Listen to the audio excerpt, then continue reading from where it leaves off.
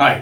నటనలో తనకంటూ ఒక ప్రత్యేక గుర్తింపు తెచ్చుకుని తాను ఏ పాత్ర చేసినప్పటికీ కూడా ఆ పాత్రలో పరకాయ ప్రవేశం చేసి దానికి మంచి గుర్తింపు తీసుకొచ్చే దాంట్లో మంచి పేరు తెచ్చుకున్నారు నటన పరంగా ప్రకాష్ రాజ్. అయితే ఎంత అయితే నటనలో ఆయన మంచి గుర్తింపు తెచ్చుకున్నారో అంతే ఆయన చేసేటువంటి ట్వీట్లు వైరల్ అవుతూ ఆయన ప్రశ్నించేటువంటి ప్రశ్నలు చాలా మందిని ఇరిటేట్ చేస్తూ ఉంటాయి.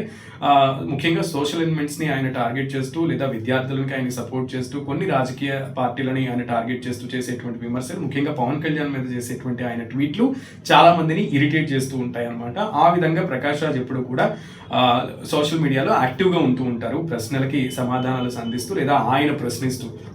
ఈ నేపథ్యంలో కానీ కొన్ని విషయాల్లో ఆయన ప్రశ్న కాదు కదా, ఆయన సమాధానం చెప్పాల్సిన చోట ఆయన అడ్రస్సే ఉండట్లేదంట. అందుకే ఏకంగా కోర్టులే ఆయన మీద ఆగ్రహం వ్యక్తం చేసి నాన్ బెయిలబుల్ వారెంట్ని జారీ చేశాయి. ఇది ఎక్కడో కాదు, బెంగళూరు 48వ additional chief metropolitan magistrate court ఈ ఆదేశాలు జారీ చేసింది. దట్ ప్రకాష్ రాజ్ మీద నాన్ బెయిలబుల్ వారెంట్. ఎందుకంటే 2019లో దిలీప్ కుమార్ అనేటువంటి వ్యక్తి, నీకు జనరల్గా ఓటు హక్కు ఉందా లేదా అని అంటే మా ఊర్లో ఉందనో లేదా ఎక్కడ ఉందనో మనం చెప్తూ ఉంటాం. కానీ ప్రకాష్ రాజ్కి ఓటు హక్కు ఉందా అని క్వశ్చన్ అడిగితే ప్రకాష్ రాజ్ ఏ స్టేట్లో ఉందని చెప్పాలి అనేటువంటిది ఆయన దగ్గర ఉన్నటువంటి ఒక క్వశ్చన్ అంట.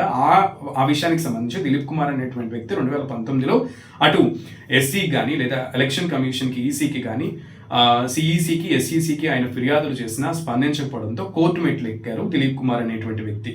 దట్ ప్రకాష్ రాజ్కి 4 రాష్ట్రాల్లో 4 ఓట్లు ఉన్నాయనేది ఆయన పిటిషన్. ఈ నేపథ్యంలో కోర్టు వాదనలు జరిపి రీసెంట్గా ఈ జడ్జిమెంట్ ఇచ్చింది. మరి ఈ 4 రాష్ట్రాల్లో ఓటు హక్కు ఉండడం ఎంతవరకు కరెక్ట్? ఈ 4 రాష్ట్రాల్లో ఏ రాష్ట్రంలో ఆయన యాక్టివ్గా ఓటు హక్కు వినియోగించుకుంటున్నారు? లేదా భారతీయుడిని నేను అన్ని రాష్ట్రాలకు సంబంధించిన ప్రశ్నలు లేవనెత్తుతూ ఉంటాను, సమస్యలను లేవనెత్తుతూ ఉంటాను, అధికారుల్ని అలాగే నాయకుల్ని ప్రశ్నిస్తూ ఉంటాను, కాబట్టి 4 రాష్ట్రాల్లో ఓటు హక్కు ఉండడం సబబే అని ఆయన వాదించుకుంటారా?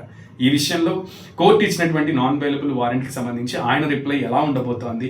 నెక్స్ట్ మరి ప్రకాష్ రాజ్ని ఈ విషయంలో నాయకులు కానీ లేదా సోషల్ మీడియాలో యాక్టివ్గా ఉండేటువంటి నెటిజన్స్ ఏ రకంగా ప్రశ్నిస్తారు, ఆయన ఎటువంటి జవాబులు చెప్పడానికి రెడీగా ఉంటారు అనేది చూడాలి.